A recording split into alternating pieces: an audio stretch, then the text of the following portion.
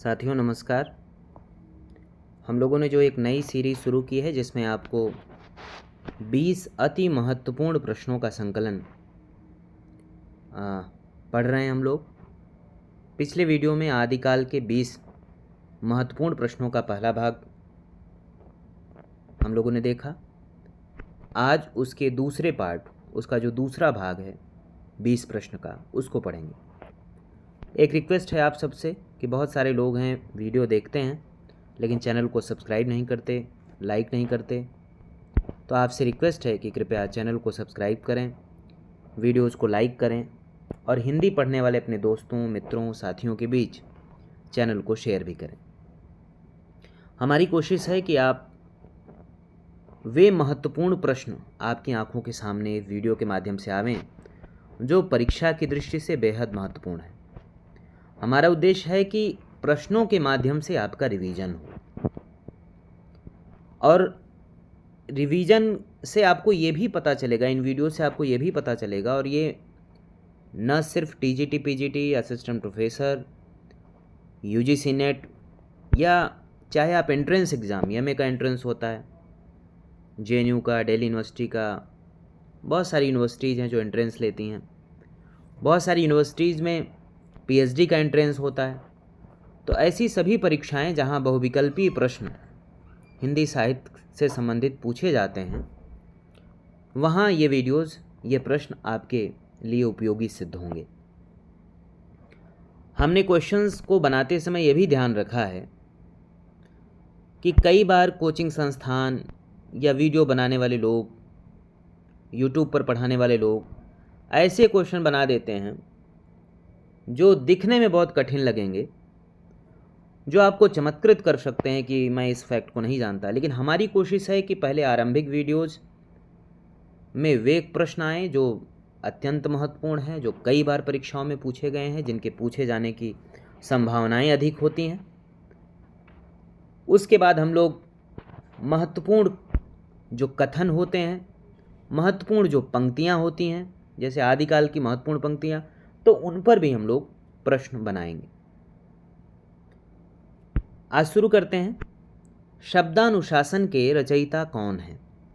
Option है धनपाल, देवसेन, हेमचंद्र, पुष्पदंत।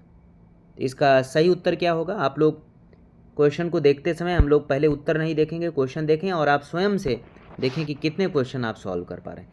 एक प्रकार से यह आपके लिए मॉक टेस्ट भी है, प्रैक्टिस सेट भी है। तो इस रूप में भी देखें और कमेंट बॉक्स में कमेंट करें कि कितने क्वेश्चन आप 20 क्वेश्चन में कितने क्वेश्चन सही हो रहे हैं आपके। और यदि कोई सुझाव है तो भी कमेंट बॉक्स में बताएं कि इस तरह से और बेहतर बना सकते हैं हम लोग। तो कौन है शब्दानुशासन के रचयिता? तो इसका सही उत्तर है ऑप्शन सी, हेमचंद्र। अगला प्रश्न है, डय कुमार चरियू के रचनाकार कौन है? ऑप्शन है देवसेन, आसुग कवि, पुष्पदंत, लक्ष्मीधर। इसका सही उत्तर क्या होगा? तो इसका सही उत्तर है ऑप्शन सी, पुष्पदंत। डय कुमार चरियू के रचनाकार पुष्पदंत हैं। अगला प्रश्न है, नाथों की संख्या कितनी मानी जाती है? यानी आदिकाल में आप जानते हैं जैन साहित्य है, सिद्ध साहित्य है, नाथ साहित्य है, तो उसमें नाथों की संख्या कितनी मानी गई है? ऑप्शन है 11, 7, 84, 9। तो कितनी संख्या है? इसका सही उत्तर होगा ऑप्शन डी, 9। 9 नाथ और 84 सिद्ध बहुत प्रसिद्ध हैं, पूछा जाता है कई बार। सिद्धों की संख्या कितनी है? 84 है और नाथों की संख्या 9 है। अगला प्रश्न है, किस आदिकालीन कवि को हिंदी का भवभूति कहा जाता है? ऑप्शन है सरहपा, स्वयंभू, पुष्पदंत, देवसेन। तो कौन है हिंदी का भवभूति इसमें? इसका सही उत्तर है ऑप्शन सी, पुष्पदंत। पुष्पदंत को हिंदी का भवभूत कहा जाता है। अगला प्रश्न है, जय मयंक जस चंद्रिका किस कवि की रचना है? ऑप्शन है धनपाल, देवसेन, मधुकर भट्ट, गोरखनाथ। तो इसमें कौन सही है? किसकी रचना है जय मयंक जस चंद्रिका? तो यह रचना मधुकर भट्ट की है, जय मयंक जस चंद्रिका। अगला प्रश्न है, संदेश रासक खंड काव्य के रचयिता कौन है?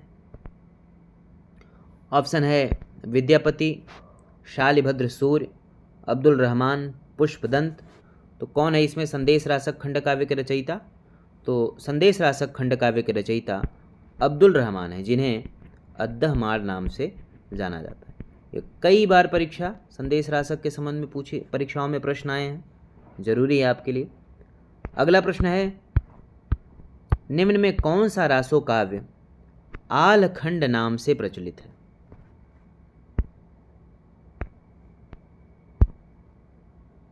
कौन सा रासो काव्य आलखंड नाम से प्रचलित है?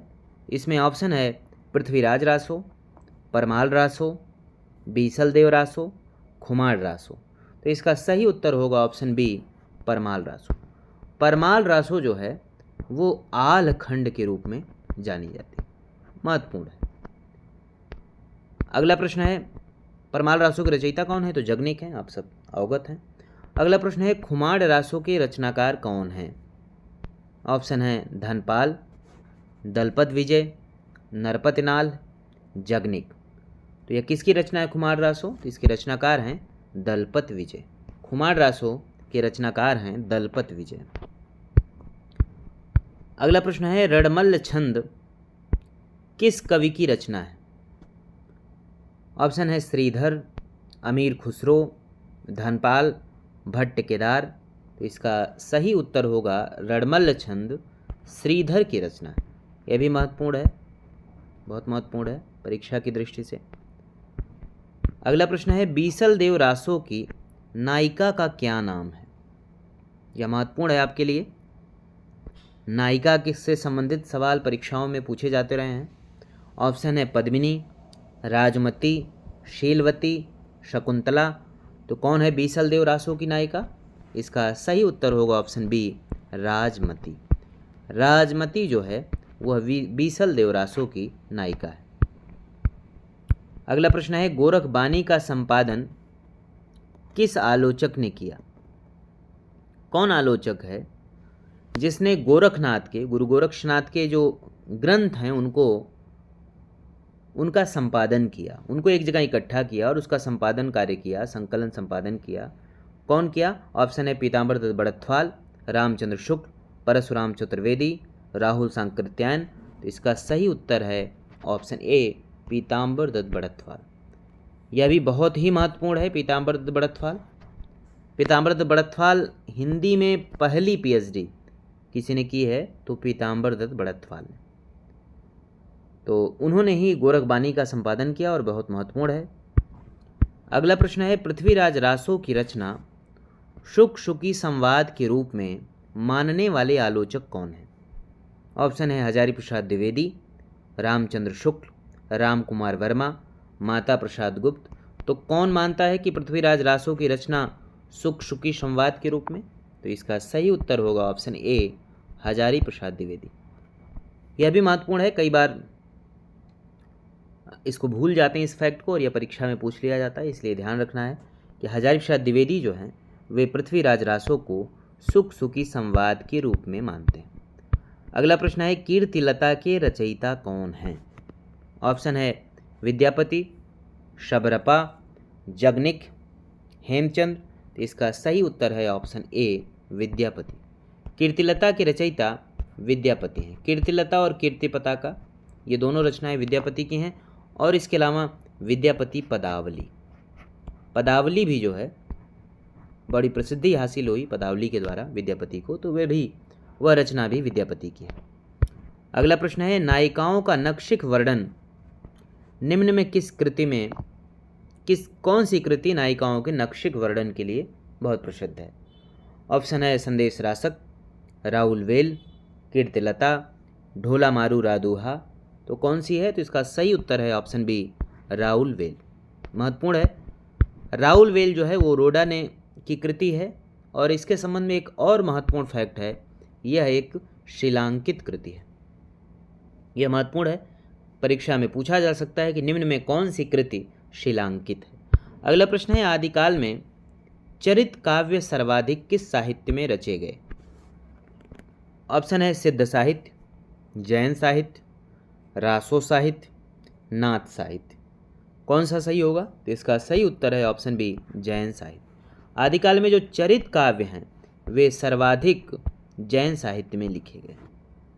अगला प्रश्न है, स्वयंभूकृत पौमचर्यु की विषय वस्तु क्या है?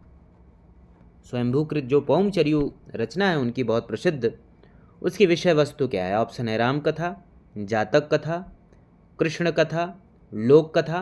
तो इसका सही उत्तर है ऑप्शन ए, राम कथा। स्वयंभूकृत पौमचर्यु, कई बार आपसे ये भी पूछा जा सकता है निम्न में कौन सी रचनाएं राम कथा से संबंधित हैं? और पौमचर्यु की खासियत है कि इसमें राम शब्द जो है वो शीर्षक में नहीं आता, इसलिए कंफ्यूज करने की संभावनाएं रहती। तो यह राम कथा से संबंधित है। अगला प्रश्न है, परमात्म प्रकाश के रचयिता कौन है? किसने परमात्म प्रकाश लिखा? ऑप्शन है जोइंदु, मुनिराम सिंह, पुष्पदंत, स्वयंभू। इसका सही उत्तर है ऑप्शन ए, जोइंदु। जोइंदु ने परमात्म प्रकाश की रचना की, यह इनकी महत्वपूर्ण रचना है। अगला प्रश्न है, जैन परंपरा का प्रथम कवि किसे माना जाता है? ऑप्शन है मेरुतुंग, धनपाल, देवसेन, स्वयंभू। तो कौन निम्न में कौन है जो जैन परंपरा का प्रथम कवि जिसे माना जाता है? तो इसका सही उत्तर है ऑप्शन डी, स्वयंभू। स्वयंभू को जैन परंपरा का प्रथम कवि माना जाता है। अगला प्रश्न है, संदेश रासक किस प्रकार का काव्य है? ऑप्शन है महाकाव्य, चरित काव्य, गीति काव्य, गद्य काव्य। तो इसमें होना चाहिए ऑप्शन एक, खंड काव्य, क्योंकि जो संदेश रासक है वह किस रूप में प्रसिद्ध है? खंड काव्य। तो ये ध्यान रखें, यह ऑप्शन में नहीं दिया है, यह खंड काव्य के रूप में, संदेश रासक खंड काव्य के रूप में इसको प्रसिद्धि मिली। बहुत महत्वपूर्ण रचना है, तो यहाँ आप ध्यान रखेंगे कि ये खंड काव्य है। अगला प्रश्न है, पृथ्वीराज विजय के रचयिता कौन है? ऑप्शन है जयानक, जगनिक, चंदबरदाई, सोमप्रभ सूर्य। तो इसका सही उत्तर है ऑप्शन ए, जयानक। पृथ्वीराज विजय के रचयिता जयानक भट्ट हैं, कश्मीर के मूलतः रहने वाले थे और इन्होंने पृथ्वीराज विजय की रचना की। महत्वपूर्ण है परीक्षा की दृष्टि से। तो इस वीडियो में हम लोगों ने 20 क्वेश्चन देख लिए। आप सबसे रिक्वेस्ट है कि कोई सुझाव हो आपका तो आप हमें बताएं चैनल पर। इसके अलावा आप जो टेलीग्राम ग्रुप है वो आप देखेंगे कि चैनल में उसका लिंक दिया हुआ है, तो आप टेलीग्राम ग्रुप ज्वाइन कर सकते हैं और इसके अलावा वहाँ आपको अपडेट मिलता रहेगा। हमारी कोशिश है कि एक तो हमने आपको प्रीवियस ईयर के क्वेश्चंस पूरे कंप्लीट करा दिए, तो आप में से जो भी लोग आज चैनल पर नए आए हों उनसे रिक्वेस्ट है कि वे प्लेलिस्ट में जा कर के पुराने वीडियोस देखें। वहाँ आपको पूरा एक कंप्लीट लगभग 100 प्लस जो वीडियो हैं वो आपको प्रीवियस ईयर क्वेश्चंस के मिल जाएंगे। तो मेरी तो यही रिक्वेस्ट है आपसे कि आप आदिकाल पढ़ें तो आदिकाल के सवालों को लगाएं। अभी जो ये सीरीज़ हमने शुरू कर दी है इसको हम स्वयं से बना रहे हैं, जो सबसे महत्वपूर्ण क्वेश्चंस हो सकते हैं। इसके अलावा आप प्रीवियस ईयर के क्वेश्चंस लगाएं और फैक्ट की एक किताब अपने पास रखें, और हम लोग एक सीरीज़ फैक्चुअल जो तथ्यात्मक इतिहास है हिंदी साहित्य का महत्वपूर्ण, उसकी भी एक सीरीज़ हम लोग शुरू किए हैं, उसको भी करेंगे। इसके अलावा जीडीसी के क्वेश्चंस को सॉल्व कर रहे हैं, क्योंकि जीडीसी की वैकेंसी आई हुई है। तो जो लोग गवर्नमेंट डिग्री कॉलेज की परीक्षा जिन्हें देना है या भविष्य में जो एलिजिबल होंगे वे भी उस क्वेश्चन को सॉल्व कर सकते हैं। तो मिलते हैं हम लोग नेक्स्ट वीडियो में। धन्यवाद।